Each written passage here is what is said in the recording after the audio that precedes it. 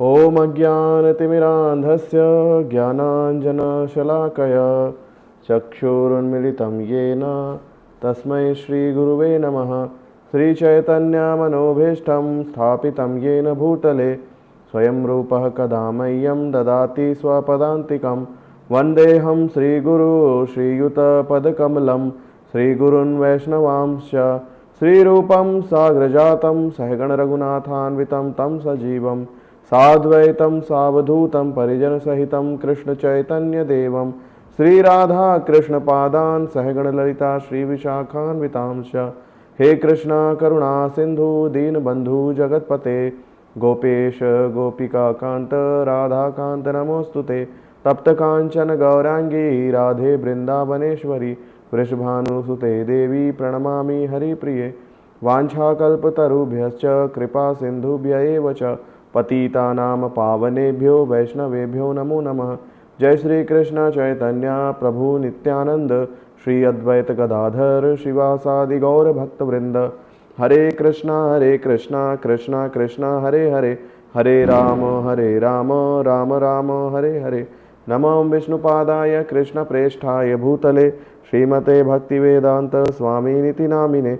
नमस्ते सारस्वते देवे गौरवाणी प्रचारिणे निर्विशेष शून्यवादी पाश्चात्य देश तारिणे।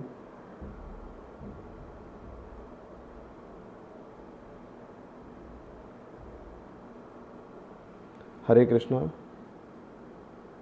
तो आज हम जानेंगे इस्कॉन में मनाए जाने वाले प्रमुख त्योहारों के उपवासों व्रत के विषय में। तो कल हमने जाना कि भगवान के विग्रह सेवा की विधियां क्या क्या हो सकती हैं। तो सभी विधियों में जो है सबसे महत्वपूर्ण है वो है पंक्चुअलिटी और स्वच्छता। समय की निश्चितता बहुत आवश्यक है और भगवान की सेवा में स्वच्छता की बहुत आवश्यकता होती है। तो इन दो चीज़ों का जो है आप जो है वो ध्यान रखें, पंक्चुअलिटी और स्वच्छता का। तो फिर जो है वो पूजा संपूर्ण हो जाएगी। भगवान की जो विग्रह सेवा है वो ये दो चीज़ बहुत ज़रूरी है। तो आज हम जानेंगे कौन कौन से व्रत और उत्सवों का पालन हमको करना चाहिए, कौन कौन से व्रत कौन कौन से उत्सव होते हैं इस्कॉन में। ये जो कक्षाएं जो चल रही हैं ये विशेष रूप से इस्कॉन के भक्तों के लिए की जा रही है। जो भक्त इस्कॉन से जुड़कर भक्ति के जो है वो क्रियाकलापों को विधि विधानों को सीखना चाहते हैं उनके लिए यहाँ पर बताया जा रहा है। हो सकता है कि बाहर दुनिया के जो नियम हैं, बाहर जो बताए जाते हैं वो सारे नियम थोड़े से अलग हों, है ना। तो हमको कंफ्यूज नहीं होना है, क्योंकि हमारे आचार्यों ने हमारे लिए जो स्टैंडर्ड सेट किया है, जो चैतन्य महाप्रभु जी ने हमारे लिए जो मानक स्टैंडर्ड सेट किया है उसी के अनुसार ही हम लोग कार्य करते हैं। तो बाहर का स्टैंडर्ड कर्मकांड का या अन्य शास्त्रों का, किसी अन्य गुरु जी का स्टैंडर्ड हो सकता है कि हमसे मैच ना करे या हमसे अलग हो। तो अगर कोई अलग विधि भी बताएं तो कृपया करके विचलित ना होवे, है ना। क्यों? क्योंकि हमको जो श्रील प्रभुपाद जी ने बताया है इसी से ही जो है हमारा जो प्रमुख उद्देश्य है जो है कृष्ण भक्ति को प्राप्त करना, कृष्ण प्रेम प्राप्त करना, वह यही सारे कार्यकलाप करके निश्चित रूप से वह उद्देश्य हमको प्राप्त होगा, उस उद्देश्य की पूर्ति होगी, इसमें कोई डाउट नहीं है। ठीक है। तो मन में जो है किसी भी प्रकार की शंका नहीं रखनी है, और अगर शंका आती है तो आप पूछ सकते हैं। भ्रमित ना होवे। भ्रमित करने वाली चीज़ें बाहर बहुत अत्यधिक मात्रा में है। तो सबसे पहला जो है व्रत जो हम करते हैं, जो कि प्रत्येक वैष्णव के लिए, प्रत्येक कृष्ण भक्त के लिए यह व्रत अत्यंत महत्वपूर्ण है, वह व्रत है एकादशी का व्रत, है ना। एकादशी जो है वो प्रत्येक माह में 2 बार आती हैं, 2 एकादशियां होती हैं। 15 दिन में जो है एकादशी आती हैं। तो एकादशी का व्रत हमको करना चाहिए। एकादशी के व्रत की विधियों में महत्वपूर्ण है कि अन्न ग्रहण नहीं करना है। अन्न है, फलियां हैं, मटर के दाने हैं, दाल है, सब्जियां हैं, हरी पत्तेदार सब्जियां, है ना। ये सब जो है वो ग्रहण नहीं करते हैं। और सरसों के दाने और सरसों का तेल, सोयाबीन का तेल, ये सब भी जो है वो प्रयोग नहीं करते हैं। एकादशी में कुछ भक्त फल खाते हैं, कुछ भक्त केवल जल ग्रहण करते हैं, कुछ लिक्विड डाइट लेते हैं, जूस या नारियल पानी। कुछ भक्त जो है वो आलू का सेवन करते हैं। कुछ भक्त साबूदाना होता है, भगर साबूदाना, जो कि अन्न के बराबर ही जिनमें गुण पाए जाते हैं, लेकिन वे अन्न नहीं कहे जाते। तो इन सारे फलाहारी जो है खाद्य पदार्थों का भक्त लोग जो है वो एकादशी में प्रयोग करते हैं। एकादशी के दिन जो है वो मसाले प्रयोग नहीं करने चाहिए, खास करके कूटे हुए मसाले जो हैं वो प्रयोग नहीं करने चाहिए। विशेष करके ऐसे मसाले जो पैकेट में आते हैं, जैसे कि हल्दी पाउडर, धनिया पाउडर, मिर्च पाउडर, ये पाउडर वाले मसाले तो बिल्कुल प्रयोग नहीं करने चाहिए। क्योंकि आजकल जो है वो सब में मिलावट आ रही है, और यदि इन पाउडर वाले मसालों में अन्न की मिलावट होगी तो हो सकता है कि आपका एकादशी व्रत जो है वो टूट जाए, है ना। तो इसीलिए मसालों का प्रयोग करने के लिए मना किया जाता है। और हींग जो है, हींग का प्रयोग तो करना ही नहीं है एकादशी के व्रत में। हींग का प्रयोग, हींग में जो है, हींग का प्रोसेसिंग ही मैदे के साथ होता है, मैदा और आटा के साथ हींग का प्रोसेसिंग होता है। तो हींग का प्रयोग जो है वो नहीं करना है ना इसमें मसालों में। जब एकादशी बनाए तो एकादशी प्रसाद जैसे साबूदाना वगैरह, तो उसमें क्या प्रयोग कर सकते हैं? जीरा प्रयोग कर सकते हैं। जीरा, सनफ्लावर का तेल या फिर मूंगफली का तेल उपयोग कर सकते हैं। जीरे और मिर्च का फोरन देकर बना सकते हैं ना, और उसमें और कुछ अलग और दूसरी चीज़ें जो है वो मिलाने की आवश्यकता नहीं है। अगर जो है वो संभव हो तो सेंधा नमक का प्रयोग करें, सफ़ेद नमक का प्रयोग ना करें, क्योंकि सेंधा नमक ज़्यादा प्राकृतिक होता है। सफ़ेद नमक में हो सकता है ऐसी मिलावटें हों जिसके कारण हमारा व्रत टूट जाए।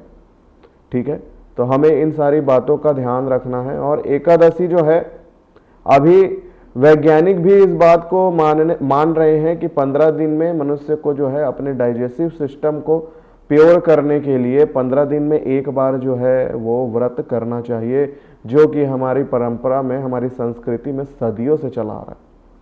एकादशी के व्रत का पालन करने का जो नियम है वो हमारी संस्कृति में तो कई हजार वर्षों से है ना। तो उसको जो है वो वैज्ञानिक अभी समझ रहे हैं। तो हमारी जो वैदिक संस्कृति है वो साइंटिफिक भी है, किसी भी प्रकार से भावुकता से परिपूर्ण नहीं है ना। तो इस बात का ध्यान रखना है कि हम कोई भी रिचुअल्स करते हैं तो उसके पीछे बहुत बड़ा विज्ञान होता है। और कल जैसे मैंने बताया था कि एकादशी के दिन भगवान कहते हैं कि एकादशी के दिन यदि कोई अन्न खाता है तो वह पाप खा रहा है। और जो है वो लूनार इक्लिप्स में मतलब लूनार साइकिल में जो है वो 11वां दिन जो होता है वह ऐसा दिन होता है जिसमें जो है वो चंद्रमा के द्वारा अन्न में जो अन्न होते हैं उसमें लिक्विड जो है वो अन्न की बालियां जो हैं उसमें बालियों में पदार्थ आ जाता है, लिक्विड पदार्थ आता है। तो अन्न के साथ जो है वो कुछ उसमें क्रियाएं प्रतिक्रियाएं होती हैं चांद की रोशनी के साथ। तो वो भी जो है वो हमारे लिए टॉक्सिन का काम करता है, हमारे लिए जो है वो जहर का काम करता है। तो हमारे शरीर के लिए अच्छा नहीं है वो, इसीलिए भी जो है वो इधर सब साइंटिफिक चीज़ें हैं। और तो अभी देखिए, अभी भक्ति में आए, हम भक्ति लाइन में हैं, तो हमारे शास्त्रों में बताया गया है कि जो एकादशी की तिथि होती है उसको माधव तिथि कहते हैं। माधव तिथि इसलिए कहते हैं क्योंकि भगवान को अत्यंत प्रसन्न है। यह एकादशी की जो तिथि है यह बहुत पसंद है, सबका एक फेवरेट डे होता है। तो भगवान का फेवरेट डे है, भगवान कृष्ण का फेवरेट डे है, वो है एकादशी, है ना। हमारा फेवरेट डे क्या है? हमारा फेवरेट डे है संडे, रविवार। क्यों? क्योंकि रविवार को कीर्तन होता है, सेंटर में आने को मिलता है, रविवार को कार्यक्रम होता है, तो इसीलिए हमारा फेवरेट डे रविवार है। लेकिन भगवान का अब फेवरेट क्या है? वो है एकादशी, है ना। तो एकादशी के दिन यदि कोई व्रत करता है और भगवान का चिंतन करता है, सेवा करता है, तो भगवान उसकी सेवा से अत्यंत प्रसन्न होते हैं, है ना। तो जो है एकादशी के दिन हम तपस्या करते हैं इस प्रकार से, अन्न ग्रहण ना करने का, अधिक से अधिक माला करने का, कम से कम जो है वो शारीरिक गतिविधियां करने का। यह किस लिए करते हैं? यह केवल और केवल भगवान कृष्ण की प्रसन्नता के लिए करते हैं। कोई पर्सनल इसमें मोटो नहीं है। ना तो हम आपको ये कहेंगे कि एकादशी का व्रत करने से ये हो जाएगा, वो हो जाएगा, ये मिल जाएगा, यहाँ फंसा हुआ पैसा वो निकल कर आ जाएगा, कई वर्षों से चलती हुई भाई भाई की लड़ाई जो है वो ठीक हो जाएगी, नहीं है ना। वो सब तो सेकेंडरी चीजें हैं। प्राइमरी क्या है? कृष्ण की प्रसन्नता। और कृष्ण प्रसन्न हो गए तो उसके जीवन में क्या ही परेशानी होगी, है ना। तो ये चीज है। तो देखिए क्या है कि यदि हम एकादशी वाले दिन फलाहार करते हैं, कम से कम सेवन करते हैं, ज्यादा से ज्यादा भगवान की सेवा और चिंतन में, श्रवण में, स्मरण में समय लगाते हैं, तो वह एकादशी की तिथि जो है वो क्या है? सफल है। क्या है? सफल है ना। और यदि हम जो है एकादशी के तिथि के दिन भी जो है वो खाने पीने की जो है वो चीज़ों, अच्छे अच्छे पकवान बनाने में या कुकिंग करके जो है वो बनाकर खाने में अगर हम समय ज़्यादा लगा रहे हैं तो वो हमारे लिए अच्छा नहीं है। क्यों अच्छा नहीं है? समझिएगा क्यों। क्योंकि हम इसको समझिए कि हम जो है अपना समय बचा रहे हैं।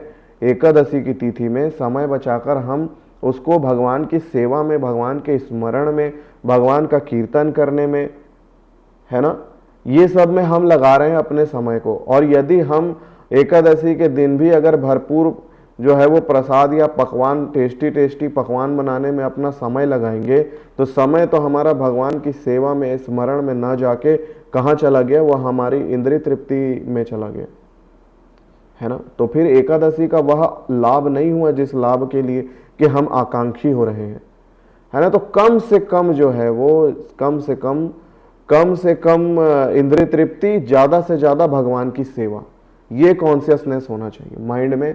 कॉन्शियसनेस में हमारे ये होना चाहिए कि हम इंद्रिय तृप्ति, अपने इंद्रिय की तुष्टि, जीवा के स्वाद के लिए हम ज्यादा समय ना लगाएं, भगवान की प्रसन्नता के लिए ज्यादा समय लगाएं। तो इस प्रकार से एकादशी का एक दिन ऐसा होना चाहिए, महीने में 2 दिन ऐसे होंगे, ऐसे होने चाहिए जो कि पूरा का पूरा जो है हम भगवान की सेवा को समर्पित करें। भगवान की सेवा में, भगवान के चिंतन में, भगवान का श्रवण करने में, है ना, अध्ययन आदि करने में, ये सब में लगाएं। तो ये एकादशी की तिथि में जब हम ऐसा माइंडसेट, ऐसा कॉन्शियसनेस रखते हैं, तब हमारी एकादशी की तिथि जो है वह एकादशी का व्रत जो है हमारा सफल होगा, है ना। कुछ लोग आर्ग्यूमेंट करते हैं, कई लोगों को मिले होंगे, है ना, मुझे भी मिलते थे। क्या बोलते हैं लोग कि भाई इतनी तपस्या क्यों करते हो? यदि आप भगवान को, कृष्ण को अपना पिता, अपना साथी, अपना दोस्त मान रहे हो, तो कोई पिता चाहेगा क्या कि मेरा बेटा जो है वो कष्ट झेले? कोई दोस्त चाहेगा क्या कि मेरे लिए मेरा दोस्त जो है वो इतने कष्ट में रहे? तो फिर आप इतनी तपस्या क्यों करते हो? अब नए नए भक्त लोग बढ़िया जो है वो एकादशी का व्रत करना प्रारंभ करते हैं, और कुछ लोग जो हैं वो इस प्रकार से भ्रमित कर देते हैं उनको ऐसी बातें करके कि अरे क्यों कर रहे हो, इतनी तपस्या की क्या जरूरत है, ऐसा, है ना। भगवान को जो है ना, भगवान तो हर जगह, मन से मानो, हृदय से, हृदय में भगवान होने चाहिए, ऐसा ज्ञान देते हैं। तो ऐसे ज्ञान से जो है वो हमको भ्रमित नहीं होना है। क्योंकि देखिए एक एग्जाम्पल से समझते हैं। यदि बच्चा जो है वो स्कूल नहीं जाना चाह रहा है, हम भी छोटे थे, मैं भी छोटा था, तो स्कूल जाने के समय बहुत रोता था। तो माता पिता जो है वो, एक रिक्शा आती थी, बंद रिक्शा होती थी, वो पूरी चारों तरफ से बंद था उसमें, तो वो रिक्शा में डाल के बाहर से बंद करके ताला लगा देते थे। और रिक्शे वाला भैया जो है वो सीधे जाकर स्कूल में जाकर गेट खोलता था। तो हमारे पास ऑप्शन ही नहीं होता था, रिक्शे के अंदर बैठकर हम लोग रोते रहते थे है ना। तो ऐसा था। तो जबरन जो है, जबरदस्ती हमको जो है वो स्कूल भेजा जाता था। तो भाई स्कूल जाने में इतना बच्चा रो रहा है, इतना कष्ट हो रहा है बच्चे को, माता पिता क्या निर्दयी हैं जो उसको इतना कष्ट दे रहे हैं?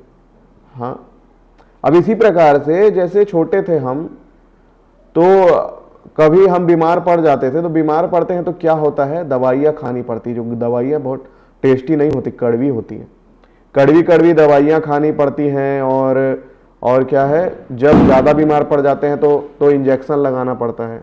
तो कड़वी दवाई खाने में आनंद आता है क्या, या इंजेक्शन लगाने में किसी को आनंद आता है क्या? नहीं आता, बहुत कष्ट होता है। बच्चे चिल्लाते रहते, रोते रहते। आप भी हॉस्पिटल जाते होगे, छोटे छोटे बच्चे जो हैं वो चिल्लाते, चीखते चिल्लाते रोते रहते, है ना। तो क्या ये माता पिता निर्दयी हैं जो अपने बच्चों को ऐसा कष्ट दे रहे हैं, उनको कड़वी कड़वी दवाई खिला रहे हैं, उनको जो है वो डॉक्टर से सुई लगवा रहे हैं, कितना दर्द हो रहा है बेचारे बच्चों को। क्या निर्दयी है माता पिता? नहीं। क्यों कर रहे हैं? ताकि बच्चा जो है वो आगे स्वस्थ रहे, आगे उन्नति करे, है ना, पढ़ाई में अच्छा करे, तो अब तो देश की भलाई करे, देश के लिए कुछ कर पाए, अपने जो है वो आश्रय जनों का ख्याल रख पाए। इसलिए जो है उनको स्कूल भेजते हैं, और स्वस्थ रहे इसलिए उनको डॉक्टर के पास लेकर जाते हैं, है ना। तो वैसे ही जो है यह तपस्या जो है एकादशी का जो व्रत है, जितना हम तपस्या करते हैं, इससे क्या होता है, इसका लाभ होता है हमारे हृदय का शुद्धिकरण, है ना। हृदय का शुद्धिकरण होता है, हमारा हृदय शुद्ध होता है, हृदय जो है दोषों से रहित होता है। तभी तो जब हृदय से जब दोष निकलेंगे तब तो भगवान आके उसमें निवास करेंगे, तभी तो उसमें जो है वो भगवान आकर वास करेंगे, जब हमारा हृदय भगवान के लिए गोविंद स्थान हो जाएगा, है ना। तुम्हारे हृदय सदा गोविंद स्थान बोलते हैं ना वैष्णव ठाकुर। तो गोविंद का स्थान कब बनेगा? जब हमारा हृदय शुद्ध हो जाएगा। और यह एकादशी का व्रत जो है, और हमारे जो जितने व्रत होते हैं, इससे ये केवल और केवल हमारे हृदय की शुद्धि करने के लिए होता है, ताकि कृष्ण के प्रति जो है हमारे हृदय में प्रेम भावना जागृत हो सके, है ना। ठीक है, तो एक कॉन्शियसनेस में ये रहना चाहिए, ओनली फॉर कृष्णा, कृष्ण की प्रसन्नता के लिए। और केवल कृष्ण की प्रसन्नता के लिए क्यों करना है, ये मैंने पहले ही क्लासेस में बता चुका है। मैं पहले ही बता चुका हूं कि भगवान श्री कृष्ण ही परम भगवान है, और उनकी प्रसन्नता अर्थात जीव की प्रसन्नता, है ना। जो लोग नहीं देखे होंगे वो लोग यूट्यूब में क्लासेस हैं वो देख सकते हैं। ठीक है, ये हो गई एकादशी की बात। अब आती है दूसरे दिन फास्ट ब्रेकिंग। फास्ट ब्रेकिंग का एक टाइम, जब एकादशी का मैसेज आता है, या एकादशी एक वैष्णव कैलेंडर ऐप होता है, वैष्णव कैलेंडर में हमेशा जो है वो एकादशी की तिथि और अगले दिन एकादशी जो है वो एकादशी पारण की तिथि दी हुई है, तो फास्ट ब्रेकिंग टाइम, है ना। तो हमेशा ध्यान रखना है कि एकादशी का फास्ट ब्रेकिंग जो है अपने मन मुताबिक कभी भी नहीं करना है। एकादशी का फास्ट ब्रेकिंग उसी समय में करना है जो पारण का समय दिया गया है, फास्ट ब्रेकिंग टाइम दिया गया है ना। अगले दिन का, द्वादशी के दिन का जो फास्ट ब्रेकिंग टाइम है वो 2 से 3 घंटे का समय होता है, कभी कभी बहुत कम भी होता है। तो उसी फास्ट ब्रेकिंग टाइम में अन्न के दाने हमको ग्रहण करने हैं, है ना। अन्न के दाने भगवान का प्रसाद, उसी टाइम में हमको भगवान का प्रसाद ग्रहण करना है। यदि हम फास्ट ब्रेकिंग टाइम में प्रसाद ग्रहण नहीं करते, अन्न न ग्रहण नहीं करते, तो एकादशी का फल नहीं मिलेगा। ये एकादशी जो है वो आपकी लैप्स हो जाएगी, है ना। तो एक प्रश्न और आता है कि प्रभु जी, यदि जो है गलती से हम अन्न खा लेते हैं, फास्ट के दिन, एकादशी के दिन यदि हमने गलती से अन्न खा लिया तो क्या करें? तो यदि फास्ट के दिन, एकादशी के दिन यदि आप गलती से अन्न खा लेते हैं, तो अरे अब तो अन्न खा लिया है तो चलो अब जो है वो भर पेट खा लेता हूं, नहीं, ऐसा नहीं करना है। गलती से यदि अन्न ग्रहण हो गया तो एकादशी को कंटिन्यू रखना है, और दूसरे दिन भी एकादशी करनी है। मतलब द्वादशी के दिन भी आपको एकादशी का व्रत करना पड़ेगा, ये नियम है ना। जैसे एकादशी वाले दिन अगर छूट जाती है, किसी कारण से एकादशी छूट जाती है, तो अगले दिन जो है वो आप द्वादशी के दिन वह व्रत कीजिए, और अगले दिन उसी समय पर उसका पारण कीजिए, ठीक है। और यदि पारण का समय निकल जाता है, यदि पारण के समय में पारण नहीं कर पाते हैं, तो इस बात का ध्यान रखेंगे कि पारण का समय भी निकलने का अर्थ है कि आपको पुनः एकादशी करनी पड़ेगी। पारण का समय निकला अर्थात द्वादशी के दिन भी आपको एकादशी जैसा व्रत ही पूरा करना पड़ेगा, है ना। फास्ट को मतलब कंटिन्यू रखना है। ये एकादशी के कुछ नियम होते हैं। अगर ये सारी जो है वो एकादशी के नियम आप पालन करते हैं, तो जरूर अवश्य ही जो है वो आपके जो एकादशी का जो फल है, जो कि क्या है, कृष्ण भक्ति, कृष्ण प्रेम प्राप्त करना, वह जो है वो अवश्य ही पूर्ण होगा, ठीक है। अब एक प्रश्न आता है, एकादशी के दिन कुछ लोग कहते हैं कि प्रभु जी हमको बाल नहीं काटने, नाखून नहीं काटने चाहिए, ये सब कहा जाता है, तो क्या ऐसा करने से एकादशी हमारी टूट जाती है, क्या करें? तो देखिए, क्लीनिंग करने के लिए कभी भी मनाही नहीं है हमारी परंपरा में। यदि हम अस्वच्छ हैं, नाखून बड़े बड़े हैं, भगवान की सेवा करनी है, तो फिर उसको साफ करना पड़ेगा, क्लीनिंग करनी पड़ेगी, है ना। क्लीनिंग के लिए कभी मना ही नहीं है, लेकिन जैसे मैंने पहले बताया कि ऐसा कार्य नहीं करना है जिस कार्य को करने से हमारा समय जो है भगवान से हट जाए। क्यों? क्योंकि यदि बाल काटेंगे, नाखून काटेंगे तो क्या होगा, हमारा समय उसी में चला जाएगा, हमारा बहुत समय चला जाएगा, 1 से 1.5 घंटा, 1.5 से 2 घंटे उसमें जो है चले जाएंगे, तो भगवान का भजन कब करेंगे, है ना। तो लॉजिक यहाँ पर ये है कि वो कार्य नहीं करना है जिसमें हमको समय लगे। लेकिन हम लोग प्रचार मूवमेंट से जुड़े हुए हैं, इमरजेंसी कंडीशन है, किसी से मिलने जाना है और आपके नाखून और बाल बढ़े हुए हैं, तो क्या करना पड़ेगा, वो करना पड़ेगा, वो इमरजेंसी सिचुएशन है ना। ठीक है, तो इमरजेंसी कंडीशन में जो है वो यह कार्य कर सकते हैं, परंतु इसको नियम नहीं बनाना है, बच के रहना है। अच्छा होगा कि एक दिन पहले करें या अगले दिन करे, द्वादशी या त्रयोदशी के दिन करे तो अच्छा होगा। ठीक है, तो ये हो गई एकादशी की बात। अगला व्रत हमारे में आता है वो है चातुर्मास्य का व्रत। चातुर्मास में 4 माह होते हैं, जो है श्रावण, भाद्र, अश्विन और कार्तिक।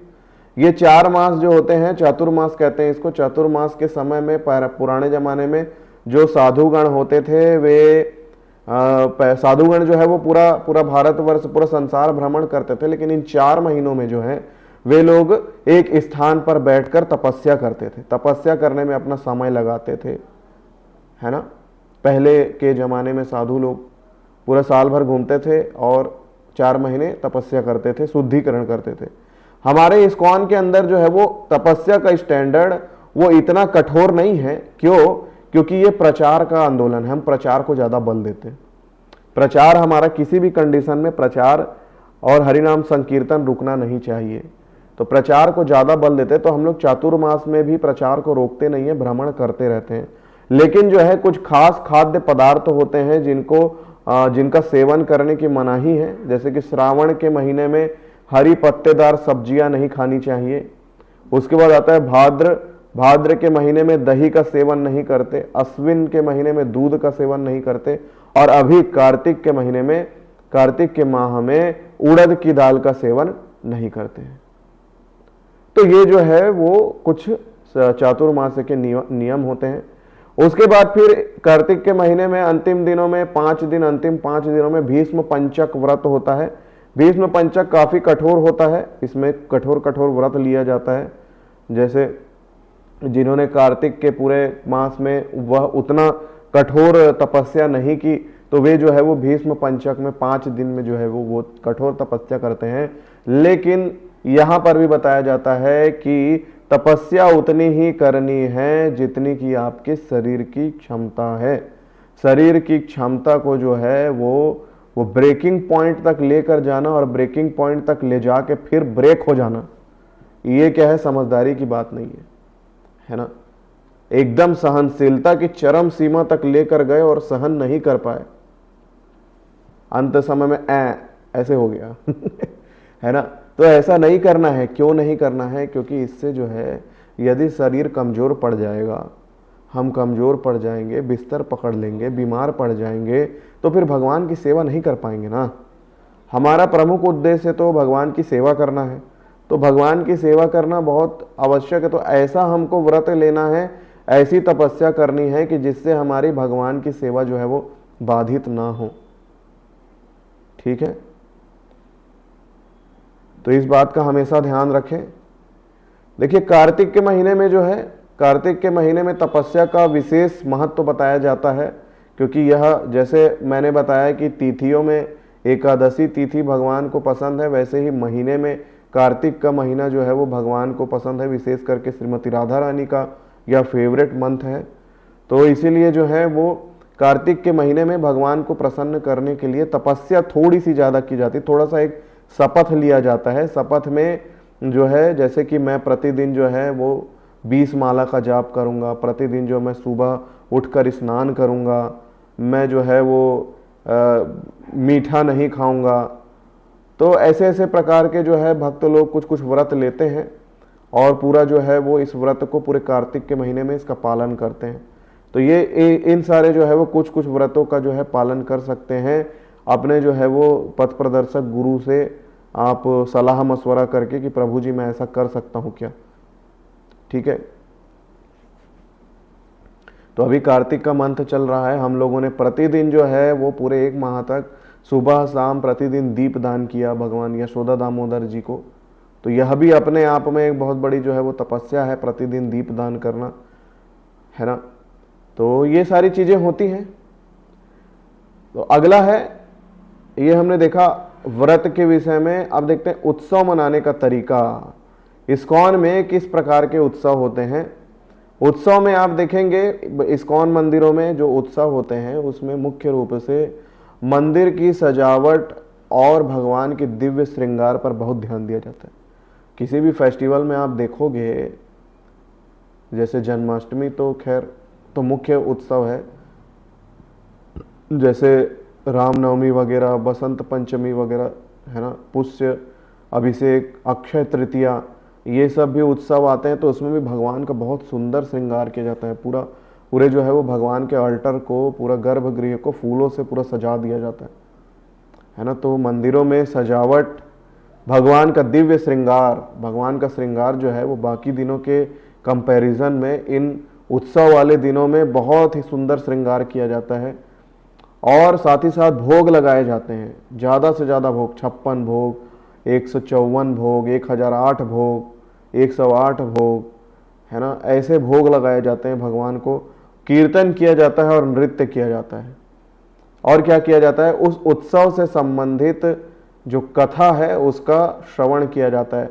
आचार्यों का जो है प्राकट्य होता है उस दिन, आचार्यों का प्राकट्य और तिरोभाव तिथि के दिन में उन आचार्यों की जो है महिमा का गान किया जाता है। तो ये ऐसे जो है वो हम कुछ कुछ त्यौहार जो है वो मनाते हैं अपने सेंटरों में, अपने घरों में, मंदिरों में।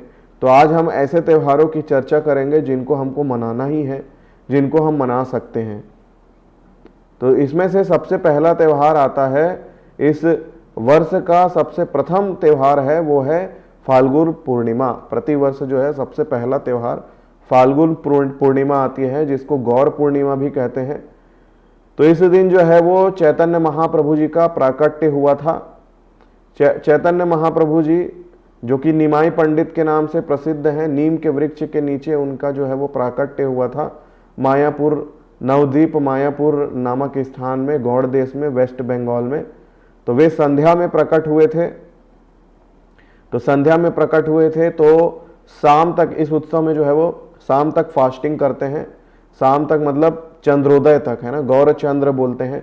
गौर चंद्र, जैसे वो शाम को उनका जन्म हुआ था तो चंद्रमा के समान उनको माना जाता है कि जैसे चंद्रमा का उदय होता है पूर्णिमा में, बहुत प्रकाश चारों तरफ फैल जाता है, उसी प्रकार से इस गौर चंद्र का जो है वो उदय हुआ था संध्या के समय। तो इसीलिए चंद्रमा के उदय होते तक फास्टिंग करते हैं, अर्थात शाम के 7 बजे तक। और 7 बजे तक फास्टिंग करने के पश्चात जो है वो फिर क्या करते हैं, फिर एकादशी प्रसाद जो है वो ग्रहण करते हैं ना। एकादशी प्रसाद ही जो है वो ग्रहण करने के लिए बताया जाता है गौर पूर्णिमा के दिन। तो ये ऐसा त्यौहार है, वर्ष का प्रथम उत्सव है। चैतन्य महाप्रभु जी की लीलाओं के विषय में चर्चा की जाती है, चैतन्य महाप्रभु के विषय में चर्चा की जाती है, कथा की जाती है, कीर्तन किया जाता है, नृत्य किया जाता है ना। तो ये सारे जो है वो कार्यकलाप होते हैं। और हाँ, सबसे महत्वपूर्ण गौर निताई का अभिषेक भी होता है इन उत्सवों में। इस उत्सव में गौर निताई का अभिषेक करते हैं। फिर दूसरा त्यौहार आता है अगला, रामनवमी। रामनवमी जो है, रामनवमी भगवान श्री कृष्ण के ही विस्तार हैं, भगवान श्री राम, उनका आविर्भाव होता है। इस आविर्भाव तिथि मनाते हैं और इस दिन सीताराम लक्ष्मण हनुमान का अभिषेक करते हैं।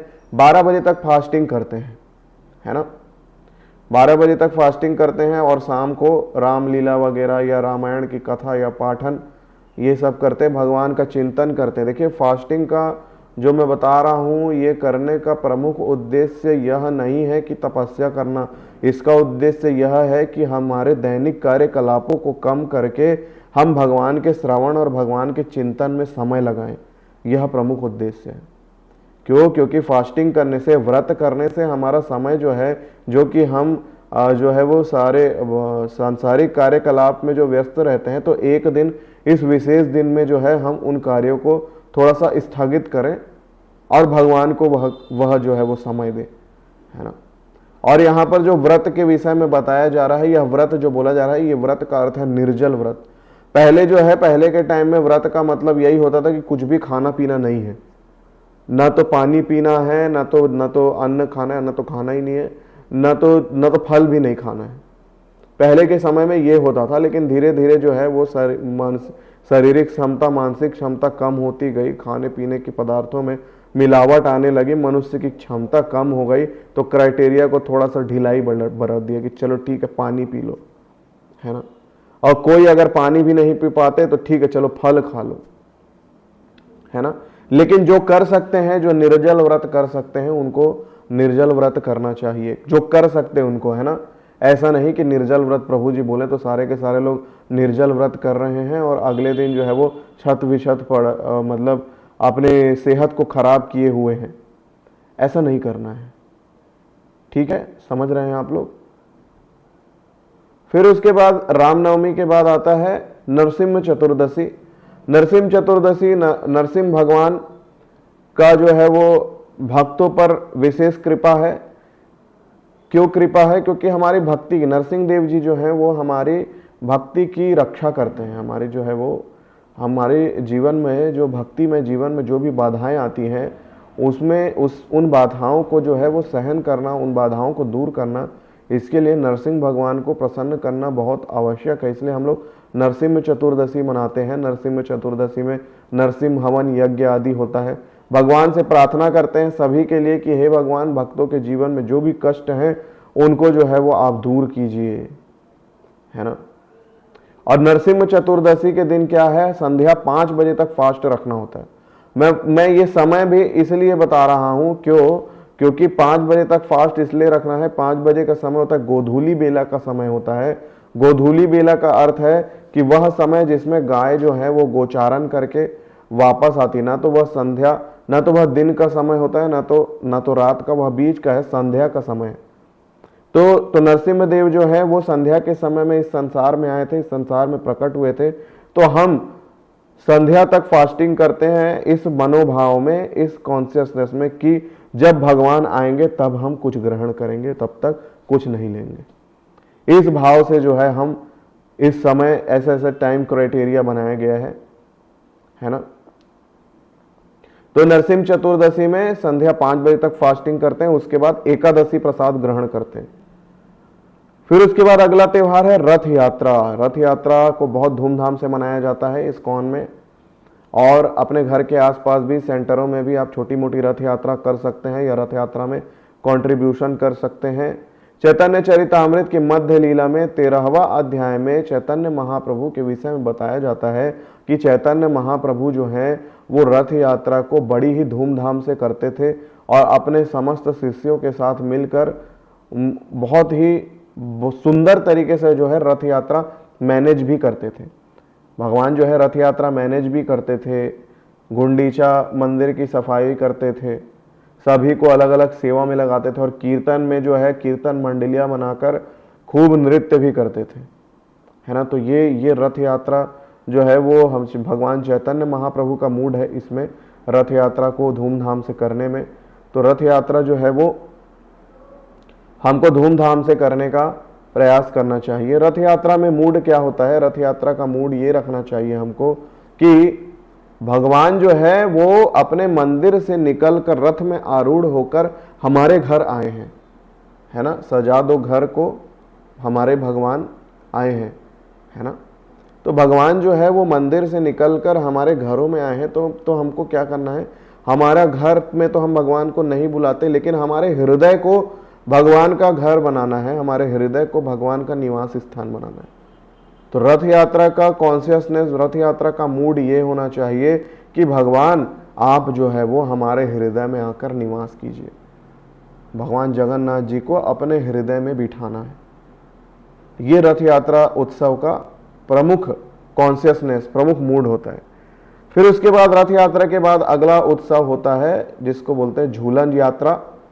झूलन यात्रा में राधा कृष्ण के विग्रह को इस्कॉन मंदिरों में, राधा कृष्ण मंदिरों में, वृंदावन के मंदिरों में जो है वो भगवान के विग्रहों को झूला झुलाई जाती है।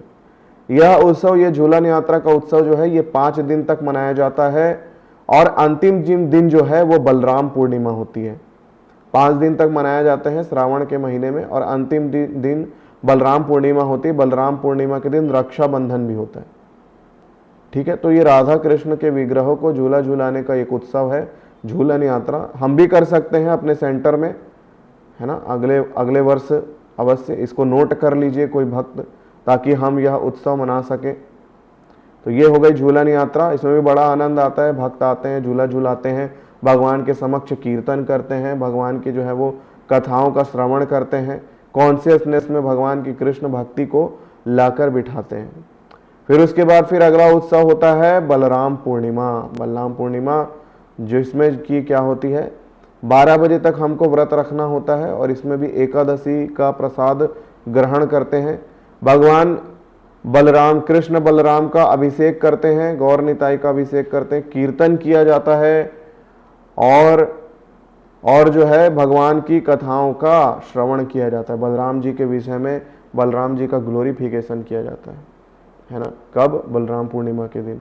कथा और कीर्तन हमारा जो है वो प्रमुख है। हर त्यौहार में आप देखेंगे कथा और कीर्तन के विषय में जो है मैं बोल रहा हूँ। तो कथा और कीर्तन जो है वह हमारे त्योहारों का प्रमुख एक जो है वो क्या बोल सकते हैं उसको, एक एक्टिविटी है ना, ये मेन एक्टिविटी है समझ लीजिए, कथा और कीर्तन। तो भगवान बलराम जी जो हैं, बलराम जी क्या है, आदि गुरु हैं। आदि गुरु मतलब प्रथम गुरु हैं। और भगवान बलराम जी जो हैं वो भगवान का 5 रसों में सेवा करते हैं। जो 5 रस हैं, माधुर्य, वात्सल्य, साख्य भाव, दास्य भाव और शांत भाव, इन 5 रसों में, 5 भावों में बलराम जी जो हैं वो भगवान श्री कृष्ण की सेवा करते हैं। इसलिए बलराम जी जो हैं वो बहुत महत्वपूर्ण है यह दिन भी। उसके बाद भी फिर आता है हमारे वर्ष का प्रमुख त्यौहार जन्माष्टमी। जन्माष्टमी वह त्यौहार है जिसमें हमारे पूर्ण पुरुषोत्तम भगवान जी जो है वो इस संसार में प्रकट होते हैं। पूर्ण पुरुषोत्तम भगवान श्री कृष्ण, है ना, भगवान श्री कृष्ण का प्राकट्य उत्सव जन्माष्टमी उत्सव। तो इसको जो है बहुत ही धूमधाम से जो है वो मनाया जाता है ना। और इस दिन जो है विशेष व्रत की जो है वो महत्व दिया जाता है। विशेष व्रत किया जाता है जन्माष्टमी के दिन। कैसा व्रत किया जाता है? निर्जल व्रत किया जाता है। 24 आवर्स निर्जल व्रत। कैसे 24 आवर्स? पहले दिन के 12 बजे से लेकर अगले जन्माष्टमी के दिन की 12 बजे तक, रात्रि तक जो है वो हमको ये व्रत का पालन करना होता है। इसमें जल भी ग्रहण नहीं करना है। और फिर 12 बजे के बाद फिर एकादशी प्रसाद ग्रहण करना है। एकादशी प्रसाद 12 बजे ग्रहण करके फिर अगले दिन फिर अन्न प्रसाद ग्रहण करते है ना। देखिए ये जो सारे फास्टिंग मैं बता रहा हूं, ध्यान रखिएगा कि ये जो भी फास्टिंग है ये हमारे लिए है, भक्तों के लिए है, भगवान के लिए नहीं है ना। भगवान फास्टिंग नहीं करते हैं। भगवान को क्या चाहिए, है, हमको भगवान का प्रेम चाहिए, इसलिए हम भगवान के लिए फास्टिंग करते हैं। लेकिन भगवान फास्टिंग नहीं करते। तो जो भी भोग लगाना होता है वो पूरा संपूर्ण भोग भगवान को लगता है ना। भगवान को जो है वो संपूर्ण भोग लगता है। ऐसा नहीं कि हम भी जो है वो हम व्रत कर रहे हैं तो भगवान को भी जो है वो व्रत करवाएंगे, नहीं। मंदिरों में जो है, मंदिरों में भगवान का जो 6 टाइम का जो भोग है वो लगता ही लगता है ना। तो इस प्रकार से जो है वो देखने को मिलता है। और जैसे कि हर त्यौहार में हमारा एक कथा और कीर्तन महत्वपूर्ण अंग है। भगवान के विषय में, भगवान की महिमा का गान करना, भगवान के विषय में श्रवण करना, ये जो है वो प्रमुख अंग है इन हमारे व्रतों का। और जन्माष्टमी के दिन भी जो है हम राधा कृष्ण का अभिषेक करते हैं। अगला है जन्माष्टमी के अगले दिन नेक्स्ट डे होता है प्रभुपाद प्राकट्य उत्सव, जिसमें प्रभुपाद जी का जो है वो जन्म हुआ था। नंदोत्सव कहते हैं जिसको। नंदोत्सव के दिन, जन्माष्टमी के जस्ट दूसरे दिन ही जो है वो प्रभुपाद जी का इस संसार में प्राकट्य हुआ था। तो उसको हम नंदोत्सव, प्रभुपाद प्राकट्य दिवस के रूप में मनाते हैं। और इसमें प्रभुपाद जी का अभिषेक करते हैं और उत्सव मनाते हैं। प्रभुपाद जी का गुणगान करते हैं, ग्लोरिफिकेशन करते हैं, ऑफरिंग करते हैं, है ना। तो ये इस्कॉन में प्रभुपाद प्राकट्य उत्सव भी बड़े धूमधाम से मनाया जाता है। अगला उत्सव है राधाष्टमी। राधाष्टमी के दिन क्या करना होता है? राधाष्टमी के दिन को, राधाष्टमी के इस उत्सव को भी धूमधाम से मनाते हैं, बड़ी धूमधाम से मनाया जाता है। और इसमें भी 12 बजे तक जो है वो फास्टिंग की जाती है राधाष्टमी के दिन, और पूरा जो है वो भोग लगाते हैं। राधाष्टमी के दिन जो है वो मंदिरों में राधा रानी के चरण दर्शन होते हैं, जो कि बाकी दिन जो है वो छुपे हुए रहते हैं। तो राधाष्टमी का यह महत्व है। और फिर उसके बाद फिर अगला त्यौहार है वामन द्वादशी। वामन द्वादशी के दिन 12 बजे तक व्रत, एकादशी प्रसाद, और वामन देव जी के बारे में, जो वामन देव जी के बारे में जानते हैं, कौन कौन जानते हैं वामन देव कौन है? वामन देव के बारे में कौन कौन जानते हैं? बताइए हैंड रेस करके। जी, वामन द्वादशी का यह जो उत्सव है, यह वामन द्वादशी का उत्सव उनकी याद में बलि महाराज के उद्धार का यह उत्सव है। बलि महाराज ने का जो है वो भगवान ने उद्धार किया था। वामन द्वादशी, वामन देव के विषय में हम चर्चा करते हैं, बलि महाराज के दान के विषय में हम चर्चा करते हैं। ये श्रीमद् भागवतम के स्कंद 8 के 18वें अध्याय में यह लीला आपको मिल जाएगी, है ना। तो ये वामन द्वादशी भी हम उत्सव के रूप में मनाते हैं। इसमें भी जो है वो 12 बजे तक व्रत किया जाता है। फिर वामन द्वादशी के बाद आती है गोवर्धन पूजा। गोवर्धन पूजा हमने अभी अभी मनाई। गोवर्धन पूजा में क्या होता है? गोवर्धन जी का एक अन्नकूट का जो है एक गोवर्धन जी बनाते हैं, गोवर्धन पर्वत बनाते हैं, और उसकी जो है वो परिक्रमा करते हैं, आरती पूजा करते हैं और कीर्तन करते हैं ना, और गोवर्धन लीला का जो है वो श्रवण करते हैं। गोवर्धन पूजा में बड़ा ही आनंद आता है। गोवर्धन पूजा जो है वो भगवान की गोवर्धन लीला के याद में, और गोवर्धन जी में और भगवान श्री कृष्ण में कोई अंतर नहीं है, दे आर नॉन डिफरेंट, दोनों एक ही है। भगवान और गोवर्धन जी दोनों एक ही हैं। तो इसीलिए गोवर्धन जी को हम भगवान ही जो है वो भगवान की तरह ही जो है उनकी ये प्राकट्य लीला या यह लीला का जो समय है उसमें हम लीला दिवस के रूप में, गोवर्धन लीला का दिवस के रूप में गोवर्धन पूजा उत्सव मनाते हैं उस दिन, है ना। इस्कॉन में विशेष रूप से आप देखेंगे कि सुबह जो है वो गौ माता की पूजा की जाती है, और फिर गोवर्धन जी बनाए जाते हैं अन्न से, और फिर उनकी परिक्रमा होती है, ठीक है। गोवर्धन पूजा के बाद अगला उत्सव होता है प्रभुपाद तिरोभाव तिथि। प्रभुपाद तिरोभाव अर्थात प्रभुपाद डिसअपियरेंस डे, इसे भी जो है वो धूमधाम से मनाया जाता है। 12 बजे तक फास्टिंग करते हैं, उसके बाद फिर अन्न प्रसाद ग्रहण करते हैं।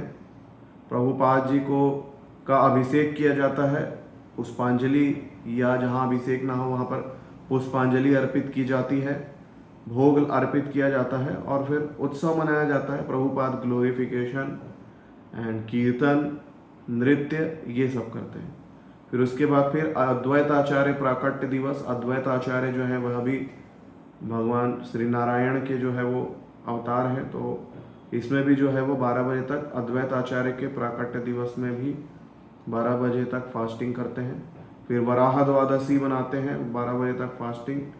फिर सब हमारा अगला त्यौहार आता है, वर्ष का अंतिम त्यौहार, वह है नित्यानंद त्रयोदशी, जो कि आता है फरवरी में, है ना। हमारा जो गौराब्द है, गौरांग महाप्रभु के जन्म से प्रारंभ होने वाला जो वर्ष होता है, हमारा जो वर्ष है वो गौरांग महाप्रभु के जन्म के दिन से प्रारंभ होता है। तो इसलिए जिस दिन वो जन्म लेते हैं उसको हम पहला दिन मानते हैं, है ना। तो वर्ष का पहला त्यौहार फाल्गुन पूर्णिमा, और उसके बाद फिर वर्ष का अंतिम त्यौहार नित्यानंद त्रयोदशी। तो नित्यानंद त्रयोदशी जो कि बलराम जी का विस्तार है, 12 बजे तक फास्टिंग करते हैं, और उसके बाद फिर एकादशी प्रसाद ग्रहण करते हैं। नित्यानंद त्रयोदशी में भी गौर निताई का अभिषेक किया जाता है, कथा का श्रवण किया जाता है, और भगवान का स्मरण और चिंतन किया जाता है। तो ये जो है प्रमुख जो है वो त्यौहार जो हमको मनाने हैं, जिनको हम सेंटरों में या अपने घरों में सरलता से मना सकते हैं, है ना। इतने त्यौहार जो है वो हमको मनाना है। बाकी और भी जो है वो आचार्यों का और वैष्णवों का अपीयरेंस डे और डिसअपीयरेंस डे होता है जिसमें हम व्रत रखते हैं। तो वो एक वैष्णव कैलेंडर होता है। वैष्णव कैलेंडर में उस दिवस को जो है वो पूरा विस्तार से बताया जाता है। और जो है वो एकादशी कैलेंडर भी होता है। एकादशी कैलेंडर के दिवस को जो है वो विस्तार से बताया जाता है। तो लेकिन एक बात का ध्यान रखेंगे कि एकादशी कैलेंडर में एकादशी वैष्णव कैलेंडर होना चाहिए। एकादशी वैष्णव कैलेंडर इसलिए बोल रहा हूं मैं क्योंकि एकादशी जो है दो प्रकार की होती है। एक एकादशी होती है दशमी मिश्रित एकादशी और एक एकादशी होती है द्वादशी मिश्रित एकादशी, है ना। तो हम कौन सा करते हैं, वैष्णव लोग करते हैं, वो करते हैं द्वादशी मिश्रित एकादशी।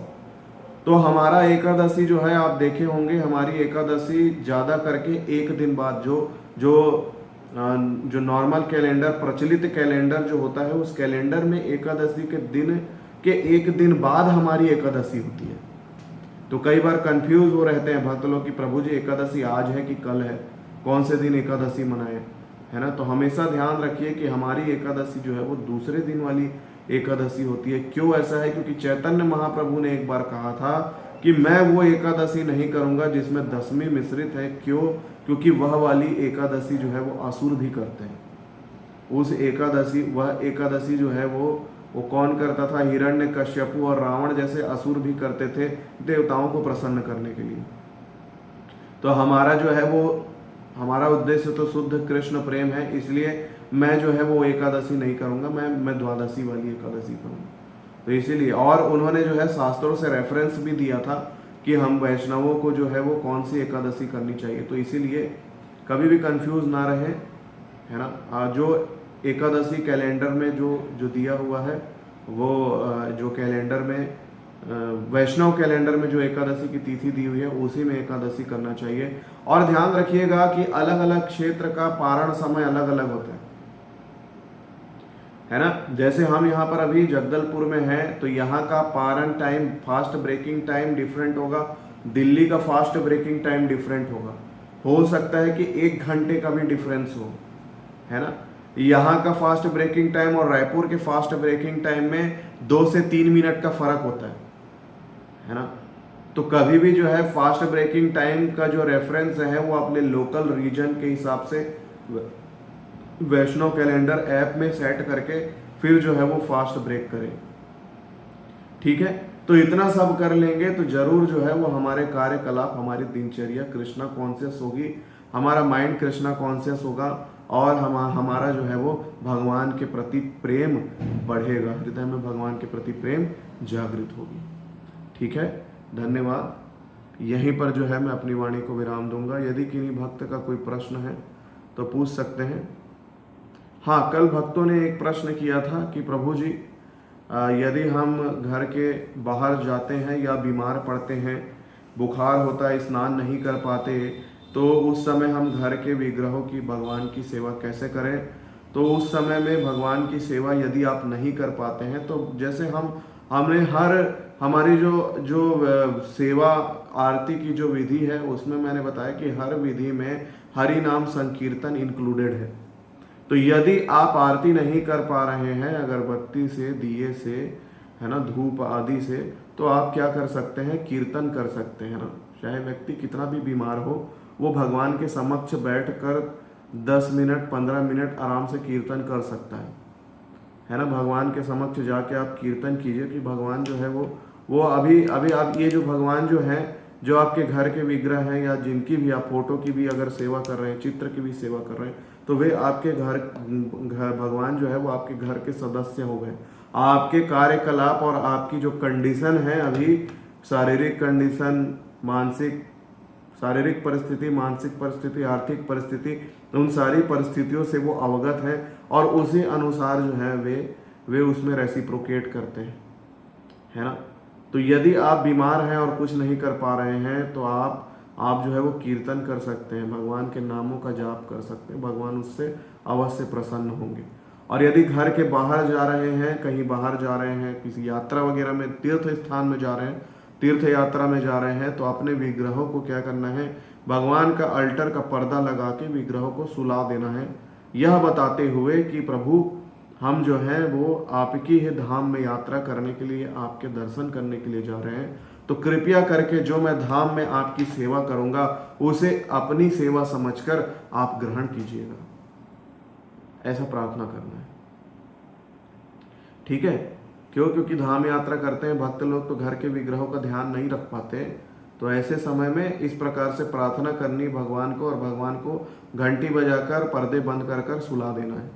और हमेशा स्मरण रखना है कि आप धाम में जो भी सेवा कर रहे हैं वह सेवा है ना, वो आपके घर के विग्रहों की भी सेवा है। ठीक है। और माता जी ने जैसे कल पूछा था कि प्रभु जी हम सेंटर जाते हैं या मंदिर जाते हैं तो घर के विग्रहों की सेवा नहीं कर पाते पंक्चुअलिटी से, तो हम क्या करें? तो यहाँ पर भी वही मेथड है माता जी, आप जो है वो भगवान के समक्ष यह बात रख सकते हैं कि भगवान जी हम आपकी ही सेवा करने के लिए सेंटर जा रहे हैं, आप जो है वो हम जो भी आप जगन्नाथ जी की सेवा कर रहे हैं सेंटर में या मंदिर में, आप उसे अपनी सेवा समझकर स्वीकार करिएगा। ऐसा इस भाव से, इस कॉन्शियसनेस के साथ जो है वो सेवा करनी है, तो भगवान अवश्य ग्रहण करेंगे आपके भाव को। Everything is dependent on your consciousness. और ये मैं बता रहा हूँ, ये उन्हीं कंडीशन के, इसको जो है वो कामचोरी का जो है वो माध्यम नहीं बनाना है, ध्यान रखिएगा, है ना।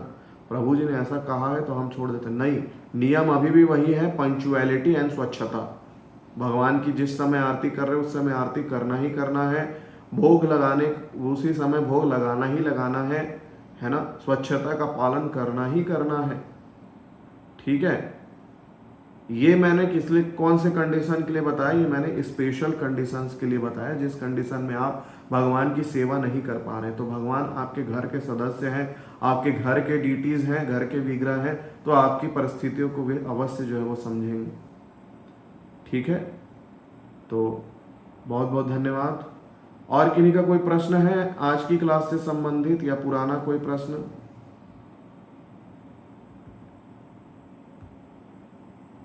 हरे कृष्ण प्रभु जी, दंडवत प्रणाम। एकादशी के दिन तुलसी महारानी को जल चढ़ाना चाहिए या नहीं, और तुलसी पत्ता छोड़ना चाहिए या नहीं, प्लीज एक्सप्लेन।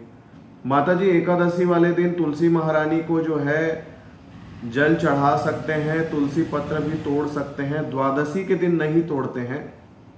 द्वादशी का एक दिन जो है वो तुलसी महारानी के विश्राम का दिन रखा गया है। तुलसी महारानी के साथ कोई भी ट्रीटमेंट नहीं करते, ना तो उस दिन मंजरियाँ तोड़ी जाती हैं, ना ही पत्ते तोड़े जाते हैं, ना ही उनको टच किया जाता है एकादशी के दूसरे दिन, है ना। लेकिन जल नहीं डालना है, ये नियम कहीं पर नहीं है। जल चढ़ाना ही, जल देना ही है भाई। हम भोजन नहीं करेंगे तो हम मर जाएंगे।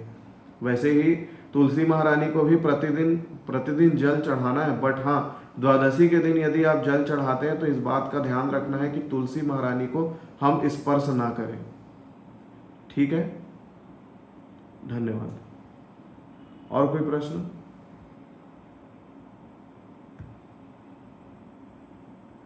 ठीक है, तो यहीं पर मैं अपनी वाणी को विराम दूंगा। आप सभी भक्तों का बहुत बहुत धन्यवाद। हाँ, एकादशी के दिन आप तुलसी महारानी के पत्ते तोड़ सकते हैं, मैंने बताया ना, केवल द्वादशी के दिन नहीं तोड़ना है ना। वैसे यदि आपको ऐसा लग रहा है कि एकादशी के दिन हमको नहीं तोड़ना चाहिए, तो आप जो है वो एक दिन पहले ही जो है उसको तोड़कर अपने पास रखे रहिए, है ना। बाकी ऐसा कोई नियम नहीं है, नियम केवल द्वादशी का है, स्ट्रिक्ट रूल है, ऐसा भी नहीं, एकदम स्ट्रिक्ट है ना। और द्वादशी के दिन यदि कंडीशन है कि भाई प्रभु जी हम क्या करें, हम तो पत्ते तोड़ना भूल गए थे, तो फिर तुलसी महारानी के नीचे जो पत्ते तो टूटे हुए पत्ते जो नीचे टूट कर गिर जाते हैं, उन पत्तों को लेकर फिर भगवान का भोग लगा दें। ठीक है, तो ऐसा कर सकते हैं। हरि जी, राधा वृंदावन प्रभु जी ने हैंड रेस किया था। जी प्रभु जी। हरे कृष्ण प्रभु जी, धन्यवाद। हरे कृष्ण प्रभु जी, जैसे कि द्वादशी के दिन हम टाइम पे हम जो है ग्रहण करना चाहिए, जैसे आपने बताया। एक टाइम क्या था, मतलब मैं मंदिर गया हुआ था और मैं अन्न जो है ग्रहण नहीं कर पाया था, पर एंड 5 मिनट में, मतलब 5 मिनट बचा हुआ था, तो मुझे पता चला कि अन्न ग्रहण करना है। और मैं प्रसादम तो वेट कर रहा था, पर मंदिर वाले पहले ही प्रसादम पा लिए थे। तो ऊपर मैं वहाँ जहाँ पे किचन था वहाँ गया, और जहाँ पे प्रसादम बनता है वहाँ मुझे एक दाना से अन्न का मिला था, मैं उसे ग्रहण कर लिया। तो ये सही किया कि नहीं? नहीं ठीक है प्रभु जी, अन्न का एक दाना आपने ग्रहण कर लिया तो हो गया पारण, और क्या। अन्न तो ले लिया ना आपने ठीक समय है। पे। वो एक्चुअली में भोग नहीं लगा हुआ था, पर वो किचन में ही पड़ा हुआ था। हाँ हाँ ठीक है।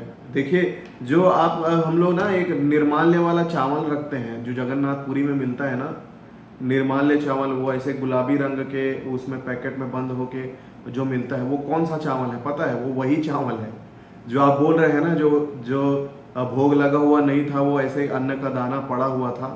वो वैसा ही अन्न का दाना होता है जिसको जो है वो लोग सुखा के उसको पैकेट में बंद करके जो है वो उसको निर्माल्य चावल बोलते हैं, है ना। तो वो ऐसा हो गया, आपका व्रत जो है वो पूरा हो गया। चिंता वाली बात नहीं है। जी तो ठीक सर, है। प्रभु जी एक क्वेश्चन और था, पर वो कल के क्लास से था। जैसे हम विग्रह सेवा करते हैं तो पुष्प अर्पण करते हैं, जी तो तुलसी जल भी हम अर्पण करते हैं भगवान को बाद में श्रृंगार के टाइम।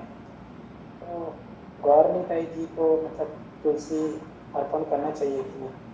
जी, गौर निताई जी को कर सकते हैं प्रभु जी। गौर निताई तो कृष्ण बलराम ही है। जी जी, प्रभु, और वैसे ही धन्यवाद। जगन्नाथ बलदेव को करना है, और राधा कृष्ण में केवल कृष्ण भगवान को करना है, राधा रानी को नहीं।